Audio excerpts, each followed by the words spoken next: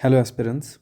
This is the part 4 of PolityQuest and अगर तक अभी तक आप हमारे साथ बने हुए थे तो हम ये मान सकते हैं कि आपका पूरा करंट अफेयर ऑलमोस्ट जो ईयर में आया, जो इम्पोर्टेंट करंट अफेयर थे, जो हर किसी को पता है और आपको भी पता होना चाहिए, वो कवर हो चुका है। और हमने पहले वाले वीडियो में कोशिश की थी उसे कंप्लीट करने के लिए, बट वो काफ़ी डेंस हो गया, उसमें बहुत कंसेप्ट्स थे। तो मैंने सोचा एक नया वीडियो बना लेते हैं जिसमें बहुत इजी फैक्ट्स, बहुत आसान फैक्ट्स हैं। और ये वीडियो आपके लिए बहुत आसान भी होने वाला है, इसमें ज़्यादा आपको याद करने की ज़रूरत नहीं है, बस थोड़ा थोड़ा समझते हुए आगे बढ़ जाना है। ठीक है। मैं हूँ उज्जवल प्रताप, और अभी तक हमारे साथ बने रहने के लिए शुक्रिया। तो चलिए शुरू करते हैं। तो हमारा पहला जो न्यूज़ है वो है पीपल्स प्लान कैंपेन। ठीक है। अब हमारा 75th ईयर ऑफ रिपब्लिक था, उसके उस प्रिटेक्स्ट में अगर करें, बहुत छोटी न्यूज़ है ये। ठीक है।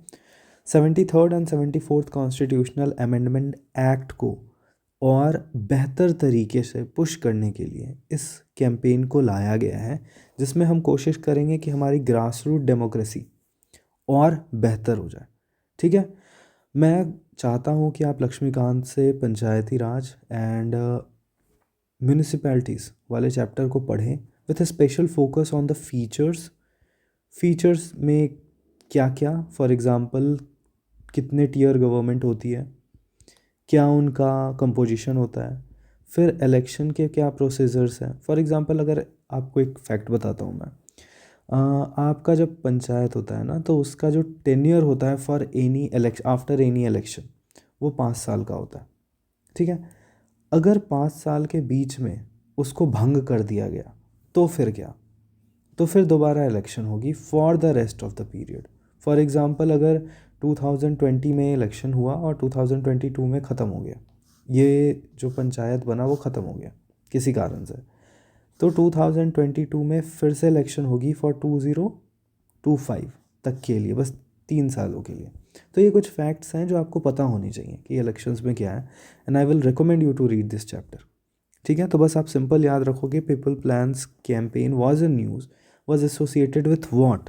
तो it was associated with strengthening the grass root democracy. अगर ग्रास रूट डेमोक्रेसी की बात करें तो ये किस मिनिस्ट्री के अंदर आएगा? मिनिस्ट्री ऑफ पंचायती राज। ठीक है। ये क्या कोशिश करेगा? ये सस्टेनेबल एंड हॉलिस्टिक डेवलपमेंट करने की कोशिश करेगा। ये कोशिश करेगा कि हमारे सस्टेनेबल डेवलपमेंट गोल्स वो बेटर तरीके से पूरे हो सके। ये कोशिश करेगा कि community ownership and participatory planning बेहतर तरीके से बढ़ पाए। ठीक है। तो ये था हमारा एक न्यूज़। नेक्स्ट पे आते हैं हम। पीएम लॉन्च कर्मयोगी सप्ताह। अब जो बच्चे यूपीएससी से जुड़े हुए हैं उनको तो पता है कर्मयोगी क्या है, बट जो नहीं जानते हैं वो मैं बता देता हूँ। जब आप सेलेक्ट होगे तो आपको जो लबासना के अंदर कोर्स मिलेगा वो कर्मयोगी के अंदर ही मिलेगा। एंड इस कर्मयोगी के अंदर आपकी ऑलराउंड डेवलपमेंट कराने की कोशिश की जाएगी बेस्ड ऑन न्यू चैलेंजेस। अब बेस्ड ऑन न्यू चैलेंजेस का मतलब ये है कि जो बहुत थ्योरी बच्चे पढ़ रहे होते हैं उनको प्रैक्टिकल नॉलेज इम्पार्ट करने की कोशिश की जाएगी। ठीक है। इस बेसिस पे इसमें फॉर्मूला आया क्या है? 70-20-10 learning method, that you will learn 70% from the job experience and ये reflections, 20 from the working with others and 10 from the plan training. 70-20-10 model समझ में आ गया? ये हर तरह के civil servants, contractual employ, union government ministries and department को कवर करता है।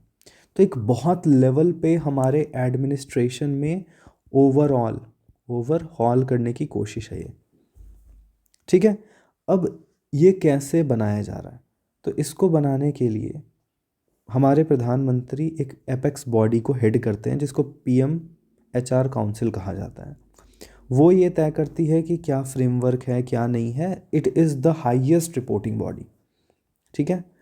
उसके ऊपर आती है cabinet secretariat and coordination unit. अब हमने जिस बच्चों ने भी ऊपर वाला स्लाइड देखा है वो जानते हैं कैबिनेट सेक्रेटरी का कितना ज़्यादा रोल होता है। ठीक है। तो ये जो cabinet secretariat and coordination unit है, इसका काम है मॉनिटरिंग एंड ओवरसाइट। ठीक है।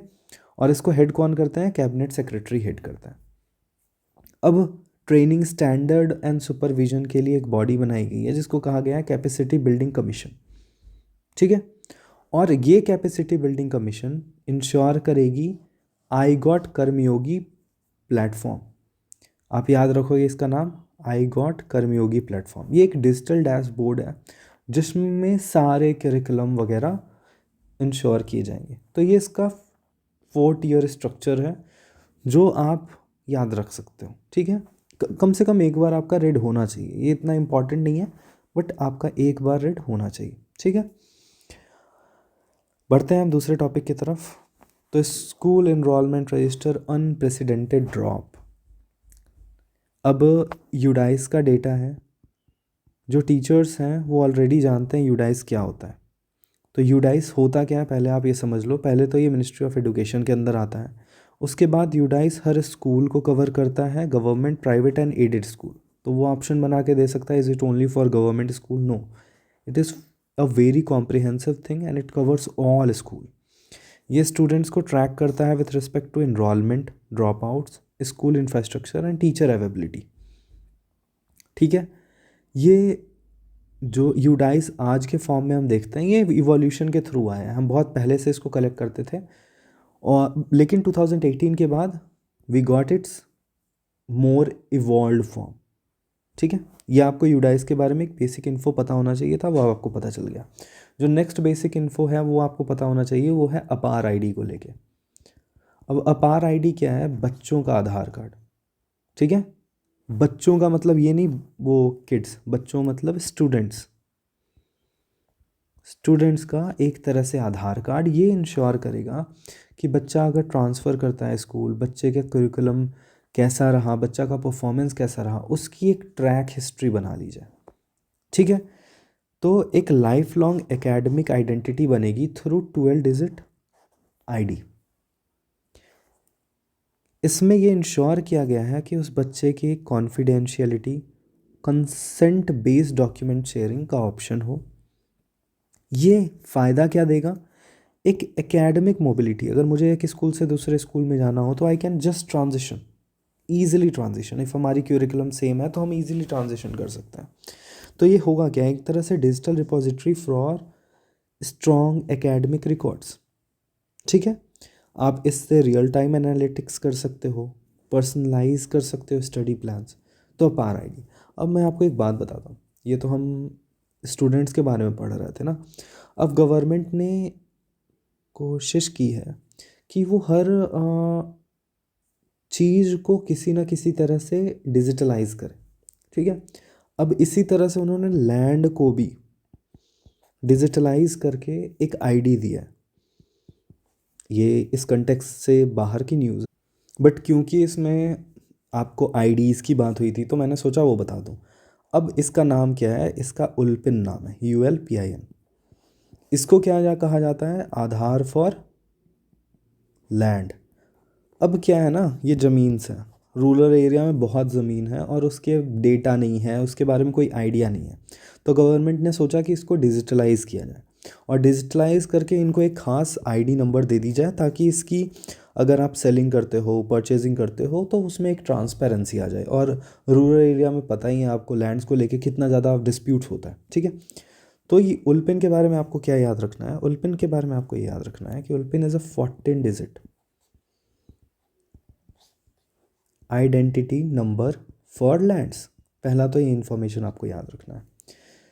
अब उल्पिन जो है एक सेंटर सेक्टर स्कीम है, ठीक है। सेंटर सेक्टर स्कीम है, ये बिल्कुल ध्यान में रखना है, ठीक है। स्पॉन्सर्ड नहीं है, ये सेंटर सेक्टर स्कीम है और ये मिनिस्ट्री ऑफ रूरल डेवलपमेंट के अंदर आता है, ठीक है।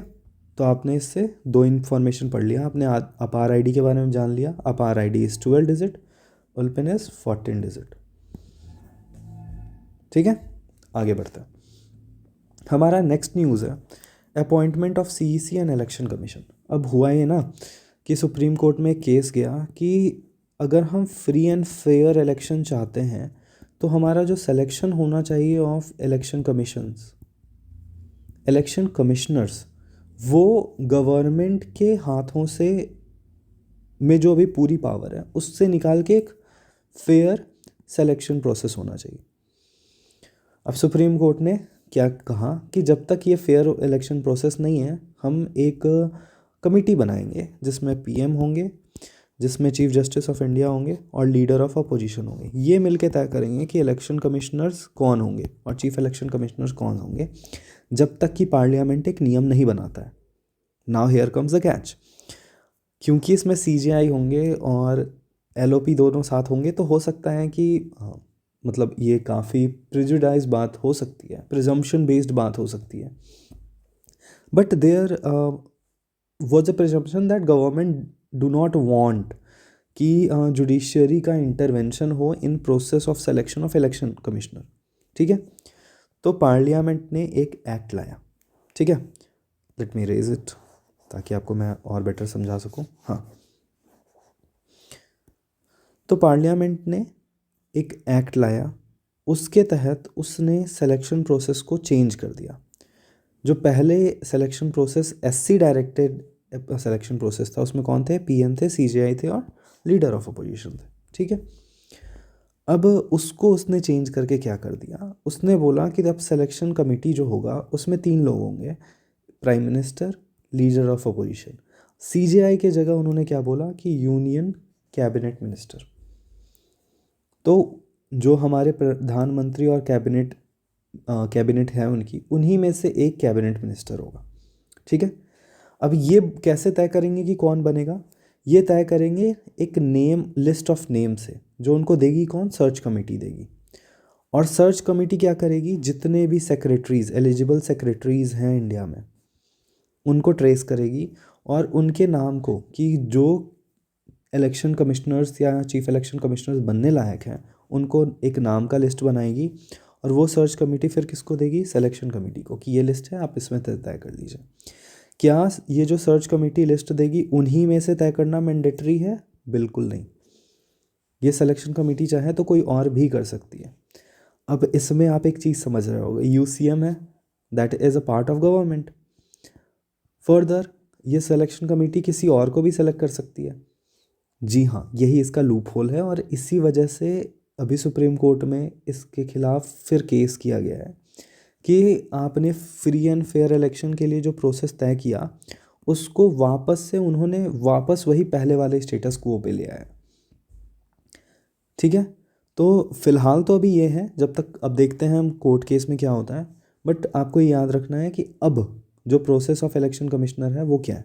ठीक है, तो आपने एक और चीज़ समझ लिया कि कैबिनेट सेक्रेटरी क्या करेगा? एलिजिबल सेक्रेटरीज को देखेगा।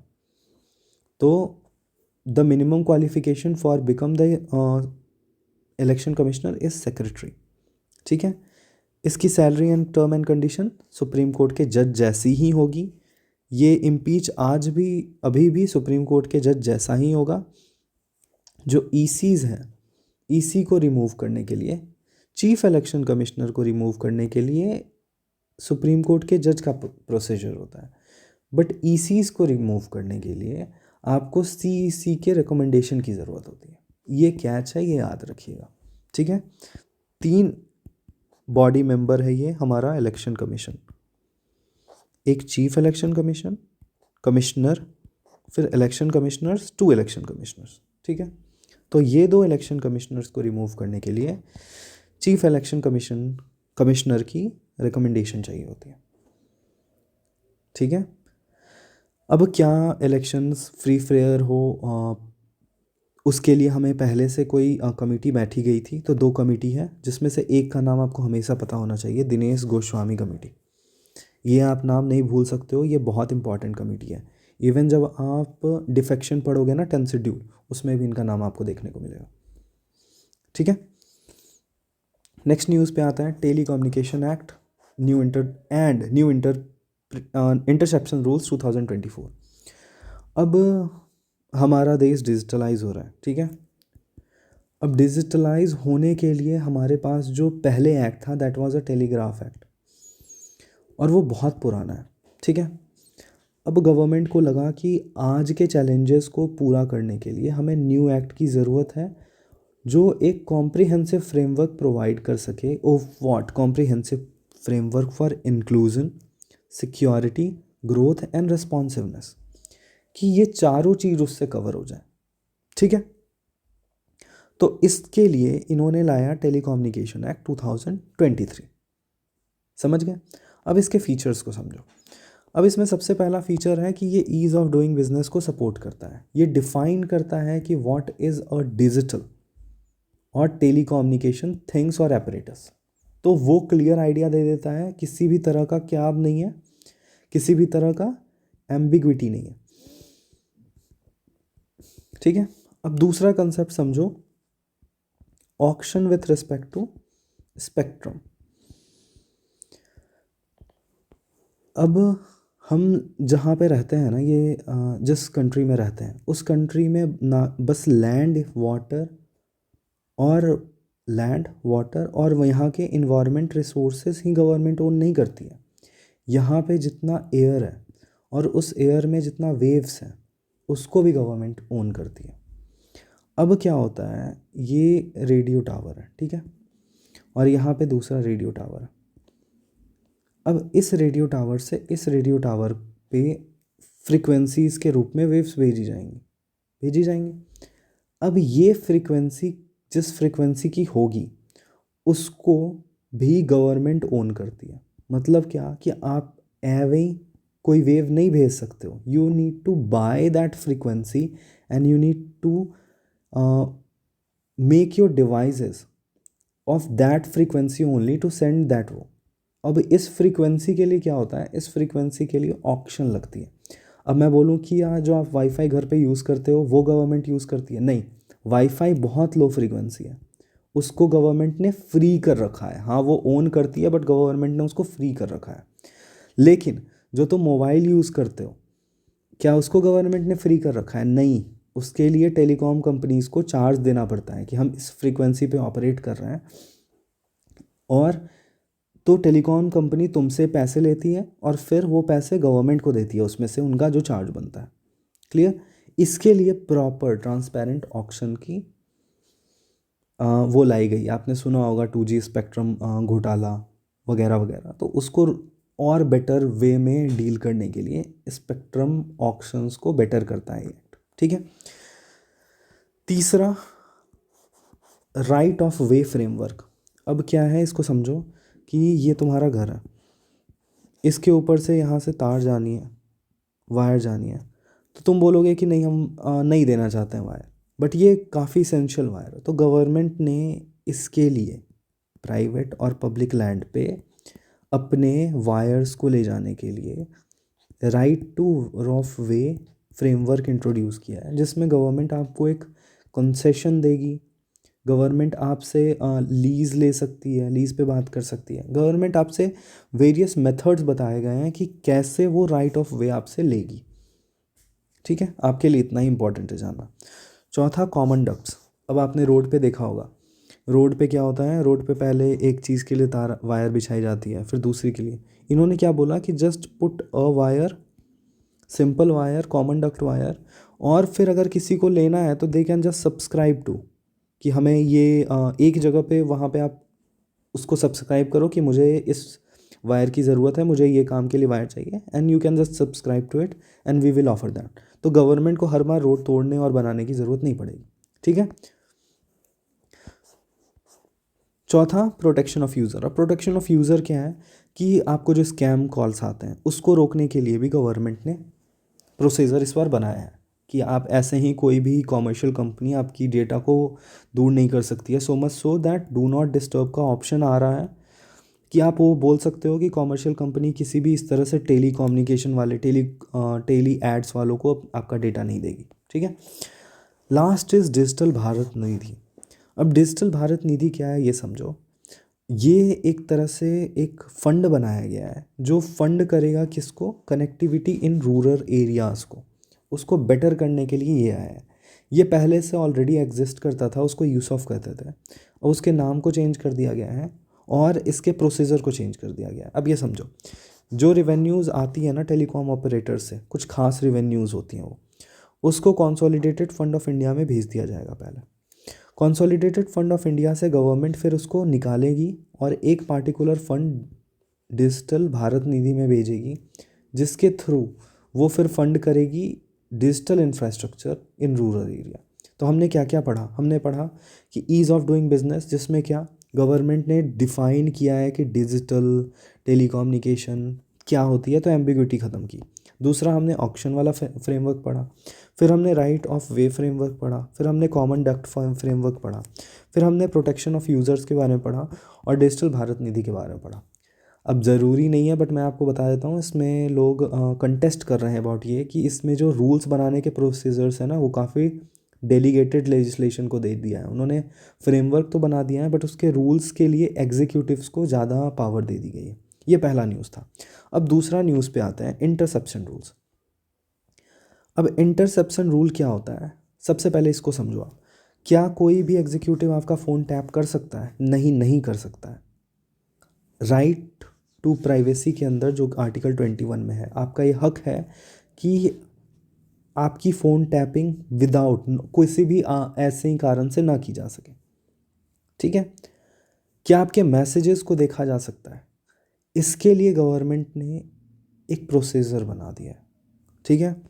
कि अगर यूनियन और स्टेट होम सेक्रेटरीज को लगे कि कोई इमरजेंसी है, तो हाँ, they can allow you their agencies to intercept your messages. पहला चीज़ कि वो उन्होंने पावर दे दिया है। दूसरा, अगर क्या उसमें पोस्ट फैक्टो परमिशन है? मान लो अगर किसी एजेंसी को अभी तुम्हारे मैसेज देखने की ज़रूरत है, उनको डर है कि तुम मैसेज डिलीट कर दोगे, ठीक है, तो वो क्या कर सकते हैं, वो उस मैसेज के लिए अभी ही वो तुम्हारा मैसेज ले लेंगे, उसकी कॉपी बना लेंगे और एक परमिशन डाल देंगे कि we already have a copy, can we look over the messages. 7 दिन के अंदर परमिशन मिल जानी चाहिए। अगर 7 दिन के अंदर परमिशन नहीं मिली तो इस कॉपी को उसको बिना देखे डिस्कार्ड करना पड़ेगा। ठीक है? और अगर मिल जाती है तो उस कॉपी को देख सकता है। न्यूज़ समझ में आ गया? ठीक है, अब आगे बढ़ता है। अब आ जाइए, public examination prevention of unfair means act 2024। आपने नीट का मामला सुना, नीट के मामले में पेपर लीक एंड ऑल। तो गवर्नमेंट ने इसको रोकने के लिए एक नया एक्ट बना दिया है। अब इस एक्ट के तहत इन्होंने क्या किया है, इन्होंने डिफाइन किया है what is a paper leak, what is a unauthorised assistance to candidate, what is tampering with computer system, fake website, admit card, सबके लिए उन्होंने एक प्रोविज़न डिफाइन कर दिया। पीनल जो प्रोविज़न है, इसमें अगर ऐसा कोई काम करता है तो उसे 3 से 5 साल की जेल हो सकती है, 1 करोड़ तक फ़ाइन हो सकता है। और अगर कोई सर्विस प्रोवाइडर है, फॉर एग्जांपल कोई बैंक की एग्ज़ाम लेने वाली डिजिटल वाली वो लैब है, उसने अगर ऐसा किया है तो उसको 1 करोड़ का फ़ाइन या 4 साल तक का बैन देखने को मिल सकता है। क्योंकि ये बहुत सीरियस मैटर है, इस पे इन्होंने police officers of DYSP, that is DSP and ACP rank और एबव, उनको पावर दी है, यू विल इन्वेस्टिगेट। ठीक है? ये wide range of central government, क्योंकि UPSC मेंस ने पूछ दिया ना इसके बारे में, और डायरेक्ट पूछ दिया क्या ये स्टेट गवर्नमेंट पे लागू होता है, तो नहीं होता है। Wide range of central government recruitment exam like UPSC, SSC, RRB, IBTS and NTS सब पे लागू होगा। ठीक है? आप ये क्वेश्चन बना सकते हैं, ये जो भी मैंने पढ़ा है ये उसी से। ठीक है, आगे बढ़ता है। छोटे छोटे न्यूज़ है, ठीक है। अब ये न्यूज़ इम्पॉर्टेंट है, ONOS, one nation one subscription. अब वन नेशन वन सब्सक्रिप्शन होता क्या है, आप ये समझो।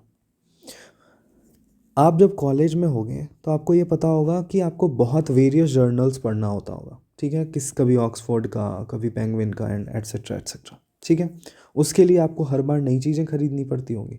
तो गवर्नमेंट ने क्या किया कि वेरियस जर्नल्स को बोला कि आप हमारे प्लेटफॉर्म पे आ जाओ, और इस प्लेटफॉर्म पे आप अपने सारे जर्नल्स डाल दो। सभी जितने भी बड़े बड़े पब्लिशर्स हैं उनको कहा। ठीक है, अब इस प्लेटफॉर्म का सब्सक्रिप्शन जो ले लेगा उसको सभी के इन जर्नल्स का एक्सेस हो जाएगा। समझ में आ गया? तो अब आपको इंडिविजुअल सब्सक्रिप्शन लेने की ज़रूरत नहीं होगी, एक तरह से नेशनल डिजिटल लाइब्रेरी बन जाएगा, जिसमें एक पेवॉल है कि you just need to subscribe to this national digital library and when you are subscribing to it you are getting access to all the journals एक ही जगह पे। तो आपने एक सब्सक्रिप्शन से ही सारे जर्नल्स को देख लिया। ठीक है, ये आपको समझ में आ गई। तो क्या ये इतना बड़ा प्रॉब्लम था? हाँ जी, ये बहुत बड़ा प्रॉब्लम था। ठीक है, इसको क्वालिटी मटेरियल्स प्रोवाइड करने की बच्चों को यूनिवर्सिटीज़ में बहुत ज़रूरत थी, and these journals are very costly. तो गवर्नमेंट ने बोला कि हम ये मटेरियल बच्चों को अवेलेबल करवाएंगे, और उसके लिए वो ये लेके आएंगे।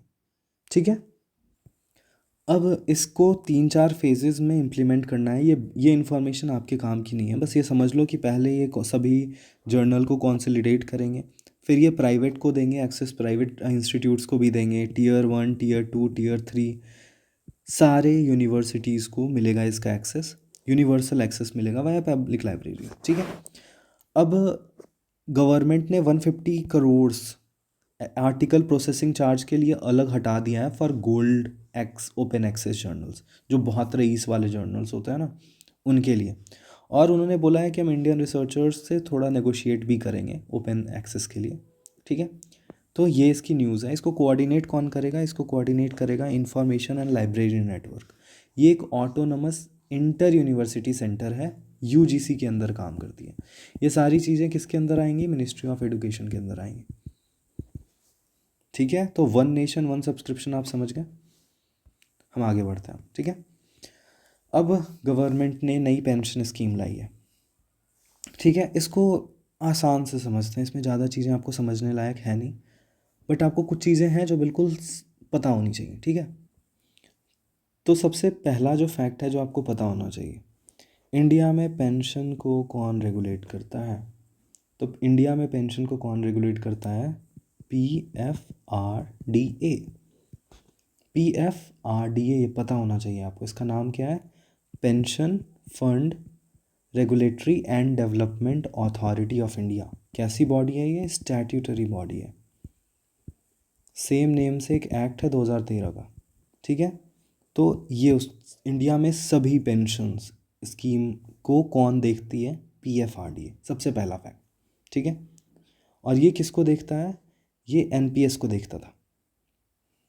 ठीक है, that is national pension scheme. तो हमारे पास 3 तरह के पेंशन स्कीम है।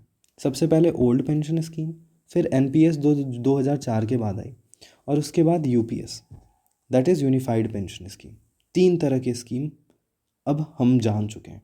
अब ओल्ड पेंशन स्कीम जो थी वो तो गई। ठीक है, उसके अंदर कौन से लोग हैं? जो 2004 तक, 4 से पहले तक के जो भी लोग हैं वो ओल्ड पेंशन स्कीम के अंदर आते हैं। ठीक है, तो जिनकी अभी रिटायरमेंट एज नहीं आई है और उनकी नौकरी मान लो 2000 पे लगी हो या 1996 में लगी हो, वो ओल्ड पेंशन स्कीम के अंदर आते हैं।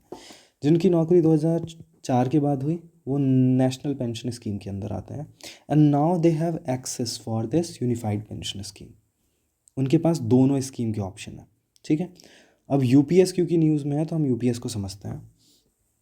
ये किन के लिए लाया है? सेंट्रल गवर्नमेंट के एम्प्लॉय के लिए मैंडेटरी हो गया। ठीक है, और ये ऑप्शनल है किसके लिए? स्टेट गवर्नमेंट के लिए। अब एक चीज़ समझो, जो OPS था ना, तो अगर तुम्हारे दिसंबर के महीने में जो सैलरी हुआ, दिसंबर में तुम्हारी, जनवरी में रिटायरमेंट है 31 दिसंबर में। ठीक है, तो दिसंबर के महीने में जो तुम्हारी जो भी बेसिक पे थी प्लस DA, उसका 50% तुमको मिल जाता था। सिंपल। ठीक है, लेकिन ये जो नया वाला है ना, ये बोलता है 50% ऑफ एवरेज बेसिक पे। तुम्हारे साल का जो एवरेज बेसिक पे होगा वो plus DA of last 12 month, ये उस पे काम करता है। ठीक है, यहाँ वर्ड याद रखना है, एवरेज बेसिक पे। साल का एवरेज निकाल लिया जाएगा और वो आपको दे दिया जाएगा। इसमें क्या था कि जो आपका सबसे लास्ट बेसिक पे था वो आपको मिल जाता था। ठीक है, नेक्स्ट हम आते हैं, इसमें कोई कंट्रीब्यूशन की ज़रूरत नहीं होती थी। आपने काम किया, आपने सर्विस दी, हो गया, उसके बाद आपको पेंशन मिलती जाएगी।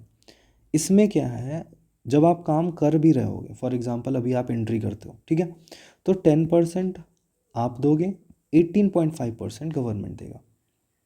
ठीक है, मिनिमम पेंशन उसमें 9000 पर मंथ था, इसमें रखा गया है कि if you have done work for a stipulated period you will get 10,000 per month.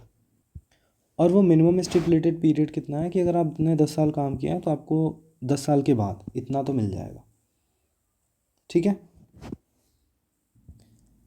अब ये दूसरा जो आपने पुराना समझ लिया और यूनिफाइड समझ लिया, ठीक है। पुराने में क्या था कि आपको लास्ट बेसिक का 50% मिल जाता था, इसमें क्या है एवरेज बेसिक पे का 50% मिल जाएगा plus DA of last 12 month. ठीक है, ये आपको समझ में आ गया। दूसरा हमने क्या डिफरेंस देखा कि इसमें कंट्रीब्यूशन की ज़रूरत नहीं थी, यहाँ पे कंट्रीब्यूशन की ज़रूरत है। यहाँ पे जो मिनिमम पेंशन है वो कितना है 10,000 पर मंथ। ठीक है। अब ये 2004 में जो आया वो क्या था जिसमें ज़्यादातर लोग कवर हो रहे थे, वो एक मार्केट लिंक्ड रिटर्न था। ठीक है, और उसमें कोई गारंटीड पेंशन नहीं थी कि आपको महीने का इतना मिलेगा, वो आपको एक बार मुफ्त पैसा मिल जाता था, आप उससे काम करते थे। उसमें कोई मिनिमम एश्योर्ड पेंशन नहीं थी, उसमें 10% एम्प्लॉय देते थे और 14% गवर्नमेंट देते थे। ठीक है, इतना आपको पता होना चाहिए।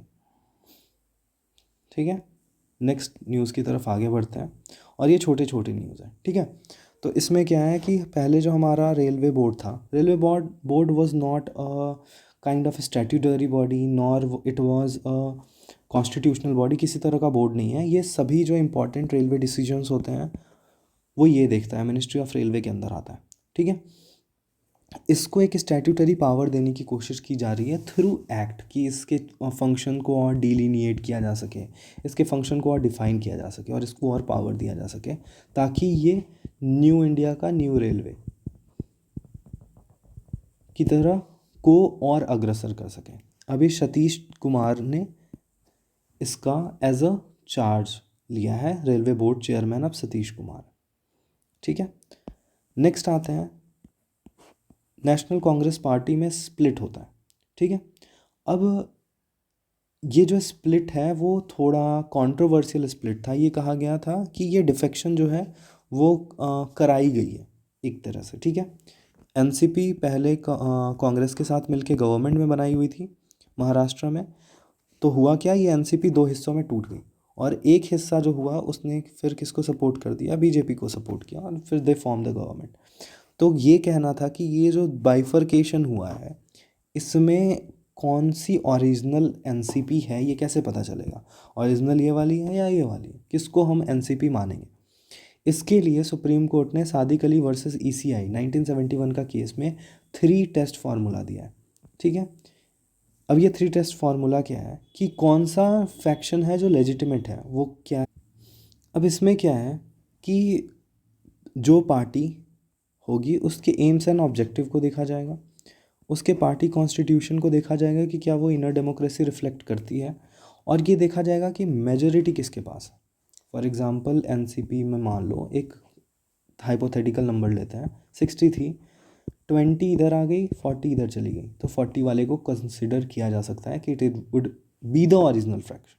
ठीक है, किसके पास पावर है ये कि वो घोषित करेगा कि ये फ्रैक्शन ओरिजिनल है या को नहीं है, वो पावर है ईसीआई के पास, इलेक्शन कमीशन ऑफ इंडिया के पास।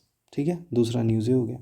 तीसरा न्यूज़ है हमारा कि उत्तराखंड में यूसीसी इम्प्लीमेंट हो गया। यूसीसी क्या होता है, uniform civil code. Uniform civil code, uniform civil code का डेफिनेशन क्या है, एक set of personal law for all children, all citizen sorry, जिसमें इरस्पेक्टिव हो रिलीजन, कास्ट और जेंडर, मतलब मुस्लिम्स के लिए भी सेम लॉ, हिंदू के लिए भी सेम लॉ, क्रिश्चियंस के लिए भी सेम लॉ, एक तरह का पर्सनल लॉ। ठीक है, फर्स्ट इम्प्लीमेंटेशन इंडिया में कहाँ देखने को यूसीसी का मिला था, गोवा में देखने को मिला था। कौन सी आर्टिकल है जो यूसीसी को सपोर्ट करती है, आर्टिकल 44। ठीक है, नेक्स्ट न्यूज़ पे आता है, सुप्रीम कोर्ट ने एक्सपेंड किया fundamental right to address environmental concern. किस केस में, M K Ranjit Singh versus other. इसमें इन्होंने बोला कि इन्वायरमेंटल कंसर्न होना और उसको एड्रेस करवाना ये आर्टिकल 14 और आर्टिकल 21 के अंदर निहित है। ठीक है, अभी हम एक और केस देखेंगे एम के रंजीत सिंह के अलावा, जिसमें सुप्रीम कोर्ट ने क्या कहा कि इन्वायरमेंट जो है एक प्रोटेक्टेड इन्वायरमेंट में रहना, मतलब वातावरण की बात कर रहा हूँ, वो हमारा एक फंडामेंटल राइट है। And it is the failure of centre and government कि उनके पास ये मशीनरी नहीं है कि वो इसको बरकरार रख सकें। ठीक है, नेक्स्ट पे आते हैं। मणिपुर में आपको पता है क्या हो रहा है? मणिपुर में बहुत दिनों से एक, अब इसमें क्या है, कुकी और मीती नाम के जो ट्राइब्स हैं वो एक दूसरे के अगेंस्ट हैं ओवर वेरियस इशूज़। मैं वो बाद में बताऊंगा, बट आपको समझना ये है कि जब ये हुआ तो वहाँ बहुत ज़्यादा डिस्टर्बेंस हुआ। तो आर्टिकल 355 की बात की गई कि आर्टिकल 355 क्या बोलता है? सेंटर को बोलता है कि प्रोटेक्ट करो against external aggression and internal disturbance. ठीक है, ताकि जो गवर्नमेंट ऑफ द डे है वो कॉन्स्टिट्यूशन के साथ काम कर सके और उसकी वजह से उनको डिमिनिश ना किया जा सके, प्रेसिडेंट रूल वगैरह लगाने की ज़रूरत ना पड़ सके। तो ये क्वेश्चन उठा कि 355 क्या वहाँ पे लगाया हुआ है और 356 प्रेसिडेंट रूल लगा के उस एरिया का कंट्रोल सेंटर ने क्यों नहीं ले लिया हाथ में। ठीक है, नेक्स्ट न्यूज़ पे आता है। नेक्स्ट न्यूज़ है state acquisition for private property. इसमें ये हुआ था कि क्या स्टेट, क्योंकि राइट टू प्रॉपर्टी तो अ फंडामेंटल राइट नहीं है ना, right to property is not a fundamental right, तो क्या स्टेट अंडर आर्टिकल 39B, इसको समझने के लिए आपको एक बार DPSP पढ़ना पड़ेगा। 39B क्या किसी प्राइवेट प्रॉपर्टी को अपने पास रख सकता है ये बोल के कि वो material resource for the community है और उसकी ज़रूरत है? सुप्रीम कोर्ट ने बोला कि नहीं, हर private property, not all private property qualify as material resources. तो एक नुआंस और ऐड कर दिया उन्होंने। 3 फ्रेमवर्क पे आपको ये समझना है कि 44th कॉन्स्टिट्यूशनल अमेंडमेंट ने राइट टू प्रॉपर्टी को फंडामेंटल राइट से हटा दिया। अब वो कॉन्स्टिट्यूशनल राइट है अंदर article 300A, subject to DPSP limitation. DPSP मतलब कि गवर्नमेंट अगर कोई प्रॉपर्टी चाहे तो बाय प्रोवाइडिंग प्रॉपर कंपेंसेशन तो वो एक्वायर कर सकती है। क्या सारी प्राइवेट प्रॉपर्टी एक्वायर कर सकती है in the name of article 39B? तो गवर्नमेंट ने, सुप्रीम कोर्ट ने बोला नहीं, not all private property qualify as a material resource. ठीक है, बस आपको ये 4 चीज़ याद रखनी है कि 44 से राइट टू प्रॉपर्टी ख़त्म हो गई, अभी वो 300A के अंदर है। 39B एक लिमिटेशन है जिसमें अगर गवर्नमेंट चाहे तो सोशल और इकोनॉमिक जस्टिस के लिए लैंड एक्वायर कर सकती है सब्जेक्ट टू कंपेंसेशंस। ठीक है, नेक्स्ट पे आता है। संजीव खन्ना हमारे 51st CGI बने। और CGI बनने का प्रोसेस क्या होता है कि इससे पहले वाले जो CGI थे, CGI चंद्रचूड़, उन्होंने उनका नेम रिकमेंड किया मिनिस्ट्री ऑफ जस्टिस को कि भैया आप प्रेसिडेंट को ये बोलो थ्रू PM कि अब नए वाले चीफ जस्टिस को अपॉइंट करना है। ये सिंपल प्रोसेस है, ये दिमाग में आपको रखना नहीं है, बस आप एक इंटरवेंशन समझ लो कौन कौन से लोग इन्वॉल्व होते हैं। पहले CGI होते हैं, फिर मिनिस्ट्री ऑफ जस्टिस होती है, फिर PM होता है और प्रेसिडेंट होता है। इसके थ्रू एक प्रोसेस चलता है। ठीक है, Sanjeev Khanna is the 51st CGI of India. Next आते हैं कोलकाता केस। कोलकाता में एक डॉक्टर का निर्दयता से रेप होता है, फिर उनकी हत्या कर दी जाती है। ठीक है, इसमें एक इंसान को पकड़ा जाता है। अब कॉल ये होता है कि इसको, इनका नार्को टेस्ट किया जाए। नार्को टेस्ट में क्या होता है, that person is given a truth serum. अब आपको ये याद रखना है वो बनता किस चीज़ से, वो बनता है सोडियम पेंटाथॉल से। सोडियम पेंटाथॉल आपको याद रखना है। ठीक है, वो दिया गया, फिर उसकी टेस्ट हुई। आपके लिए बस ये इंपॉर्टेंट है और ये आपको पता होना चाहिए कि ट्रुथ सीरम जो नार्को टेस्ट में यूज़ होता है वो क्या होता है, सोडियम पेंटाथॉल। ठीक है, अब आपने सुना होगा, नेक्स्ट न्यूज़ में आता है। नेक्स्ट, अरविंद केजरीवाल में को बहुत टाइम तक जेल में रखा गया।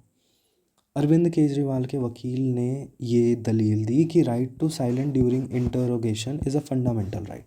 इसको सुप्रीम कोर्ट ने बोला हाँ, it is your fundamental right to remain silent during interrogation and it comes under article what, 20 clause 3। और ये आर्टिकल 20 क्या है, ये safe guard against criminal proceedings. जो कुछ सेफ गार्ड सिटीजन्स को दिए गए। I will suggest you to read fundamental right again. ठीक है, नेक्स्ट न्यूज़ पे आता है। अब वही केस जो कलकत्ता वाला केस हुआ, उसमें डिमांड हुआ कि सीबीआई को इसको इन्वेस्टिगेट करने के लिए दिया जाए। ठीक है, तो अब सीबीआई से इम्पॉर्टेंट चीज़ें जो आपको पता होनी चाहिए कि सीबीआई किस तरह की बॉडी है। सीबीआई ना स्टैट्यूटरी बॉडी है, ना कॉन्स्टिट्यूशन बॉडी है, ना, ठीक है, ये दोनों में से कोई नहीं है। इसको पावर दी गई है कहाँ से? दिल्ली पुलिस इस्टेब्लिशमेंट एक्ट से। लक्ष्मीकांत में ये चैप्टर है, I will suggest you to go and read it once. ठीक है, अब इसके सिलेक्शन कमेटी में होता कौन है? सिलेक्शन सीबीआई का जो चेयरमैन होता है उसको कौन वो सेलेक्ट करता है? पीएम चेयर में होता है।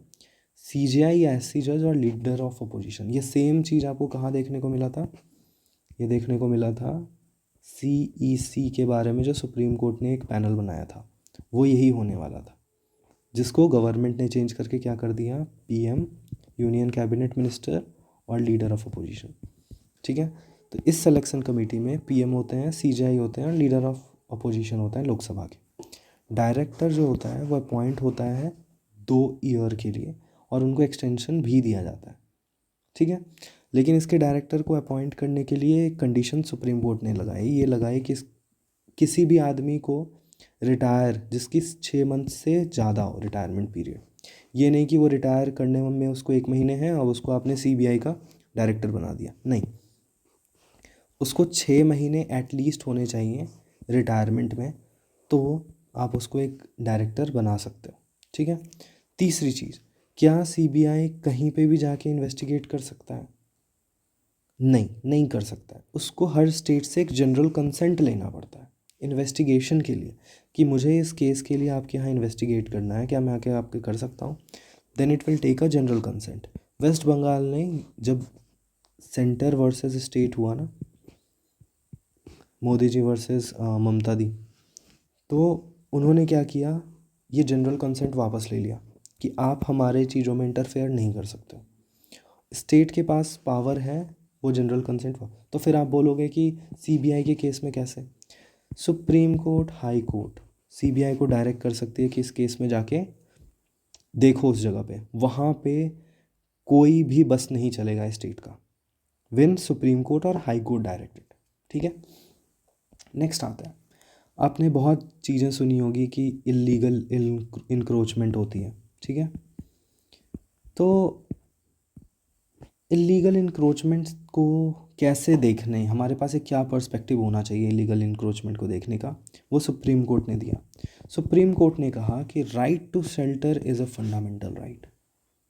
ठीक है, तो right to shelter is a fundamental right, इसका मतलब क्या है कि जो इंक्रोचर है उसको आप हटाओगे नहीं, फिर नहीं, आप उसको हटाओगे, लेकिन उसके लिए भी आपको क्या करना पड़ेगा? प्रोसीजर फॉलो करना पड़ेगा। ठीक है, तो इसमें क्या इंपॉर्टेंट चीज़ें हैं कि right to shelter is under article 21 of the Constitution एक part of right to life with dignity है। अगर आपको इंक्रोचमेंट को हटाना है तो आप उसको proper 15 days show cause notice दोगे और ये मैंडेटरी है। ये सुप्रीम कोर्ट ने प्रोसीजरल सेफ गार्ड्स बनाए। फिर वीडियो रिकॉर्ड करोगे डिमोलिशन का, डिजिटल डॉक्यूमेंटेशन ऑन पोर्टल होगा और फिर 15 डे अपील विंडो भी मिलेगी। तो पूरी प्रोसीजर फॉलो करो, उसके बाद वो करो। आपने सुना होगा एक बहुत बज़ वर्ड था, बुलडोजर जस्टिस। तो ये same concept right to shelter, इसको रोकने के लिए भी सुप्रीम कोर्ट ने लगाया। और जहाँ जहाँ उसने देखा कि वो चीज़ें फॉलो नहीं हुई, प्रोसीजर फॉलो नहीं हुई, तो वहाँ पे उन्होंने पीनलाइज भी किया उन ऑफिसर्स को और उनको बोला you will have to take personal blame that you have did it. ठीक है, ये क्लियर हो गया। अब आपको पता है कि हमारे प्रिजन में कन्विक्ट से ज़्यादा ट्रायल वाले लोग रहते हैं। कन्विक्ट एक वेरी छोटा पोर्शन है जो वहाँ रहता है। तो सुप्रीम कोर्ट ने बोला कि बेल देना चाहिए जहाँ पे ज़रूरत हो। क्यों? क्योंकि bail is the norm and jail is exception. और ये किसके अंदर आता है? Right to fair trial under article 21, ये आपको पता होना चाहिए। ठीक है, सिंपल सा न्यूज़ था। नेक्स्ट पे आता है। मैं ऊपर में आपको ऑलरेडी बता चुका हूँ, राइट टू क्लीन इन्वायरमेंट को सुप्रीम कोर्ट ने क्या बोला, आर्टिकल 21 के अंदर ये क्या है, आपका फंडामेंटल राइट है। और centre has failed to create supporting machinery and penalties वगैरह भी आप प्रॉपर देख नहीं पाए। इसकी वजह से ये हुआ क्या, section 15 of EPA act, usually इसको वर्ड कहा गया है टूथलेस, कि सिटीज़न अपने आर्टिकल 21 को एक्सरसाइज ही नहीं कर पा रहे। ठीक है, नेक्स्ट आता है। अब एक क्लॉज आया कि सुप्रीम कोर्ट के पास एक केस आता है कि एक्सेसिबिलिटी क्या एक फंडामेंटल राइट है और is it just a convenience. Supreme court ने बोला नहीं, एक्सेसिबिलिटी, अगर कोई इंसान है जो पर्सन विद डिसेबिलिटी है तो उसको वो चीज़ें एक्सेसिबल हो, ये उसका फंडामेंटल राइट है। सुप्रीम कोर्ट ने ये बोला है, ये अब आपको पता होना चाहिए। ठीक है, तो अगर आप कोई बिल्डिंग बनाते हो तो आप ये इंश्योर करोगे कि उसकी जो डिज़ाइन हो वो क्या हो, इंक्लूसिव हो। इंक्लूसिव हो कि पीपल विद डिसेबिलिटी भी उसको इस्तेमाल कर पाए। ठीक है, ये इंटीग्रल पार्ट है इक्वालिटी, फ्रीडम एंड डिग्निटी का। ठीक है, बस आपको ये चीज़ हमेशा पता होना चाहिए कि accessibility is not a thing for convenience, it is a fundamental right for people with disability. Let's move to new topic which is ILP system. अब आपको इन राज्यों में, ठीक है, अरुणाचल प्रदेश, नागालैंड, मणिपुर, मिज़ोरम, अब आप ट्रैवल करना चाहते हो तो क्या आप यहाँ पे बस बैग उठाया चले जाओगे? नहीं, यहाँ पे क्या काम करता है, यहाँ पे ILP सिस्टम काम करता है, इनर लाइन परमिट। क्या काम करता है? Inner line permit. फिर से बोलिए, इनर लाइन परमिट। कहाँ पे? अरुणाचल में, नागालैंड में, मणिपुर में, मिज़ोरम में। ये लास्ट के ऐसे 7 जो बनाते हैं। ठीक है, अब इसके अंदर क्या है, आपको यहाँ के गवर्नमेंट से परमिशन लेना पड़ेगा। ठीक है, कि हम we want to visit these states and we want to stay for this long, तो वो आपको परमिशन देंगे और फिर आप जाके यहाँ पे रहोगे। तो पहला डायरेक्ट क्वेश्चन तो ये आता है कि इनर लाइन परमिट है कहाँ पे, तो ये 4 नाम आप बिल्कुल नहीं भूलोगे। ठीक है, इसको लेके मणिपुर ने बोला है कि they want to review it, and इसके अंदर इन्होंने 29 इंडिविजुअल को अरेस्ट किया, क्योंकि उनको लगा कि रूल्स जो थे वो बड़े आसानी से तोड़े जा रहे थे, तो उसको और बेटर करने के लिए इन्होंने नियम लाया है। ठीक है, तो ILP सिस्टम आपको समझ में आ गया। ठीक है, और क्यों लाया गया है, क्योंकि ये बहुत सेंसिटिव, बहुत ज़्यादा सेंसिटिव ट्राइबल रीजन है। तो अगर आपको यहाँ विजिट करना है तो you will have to take what, ILP। हमारा 4th पार्ट भी ख़त्म हो गया और इसके तहत हम ये कह सकते हैं कि साल भर के जितने भी करंट अफेयर्स थे पॉलिटी से रिलेटेड, उसको लेके आपको फोमो बिल्कुल नहीं होना चाहिए। इतने ही टॉपिक थे और मैंने वो सारे कवर कर दिए हैं। हमारे पास ऑलरेडी PDF है with respect to current affair, जिसमें मेजर अपॉइंटमेंट्स, फिर स्पोर्ट्स न्यूज़, फिर अगर वो आर्मी और आर्म फोर्सेस के जो एक्सरसाइजेज होते हैं, फिर इंटरनेशनल ऑर्गेनाइजेशंस वगैरह को हमने कवर किया है। If you want that, do visit this channel. इसके बाद हम इन्वायरमेंट का भी सेम कंसेप्ट पे लाने वाले हैं, PDFs एंड वीडियोस, तो do check it out when it will come. हमारे साथ बने रहने के लिए शुक्रिया।